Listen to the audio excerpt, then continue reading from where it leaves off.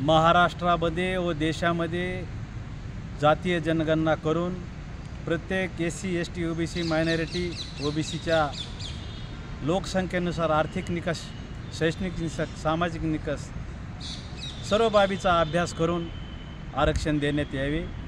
केंद्र व राज्य सरकारने धोरणात्मक निर्णय घ्यावा आणि दोन्हीही सरकारने आर्थिक तरतूद करून जातीनिहाय जनगणना करावी आणि त्यानुसार गुणवत्ता आणि आर्थिक निकष हे प्राधान्याने देण्यात येऊन सवलत विद्यार्थ्यांना देण्यात यावी। शैक्षणिक असेल की नोकरीच्या सेवेत असेल, संपूर्ण बाबी या पूर्ण जातीय जनगणनेमध्ये सिद्ध होतील। त्यासाठी जातीनिहाय जनगणना करणे ही काळाची गरज आहे। सर्व देशातील आणि राज्यातील प्रत्येक जातीचा हा प्रश्न कायमस्वरूपी निकाली लागेल।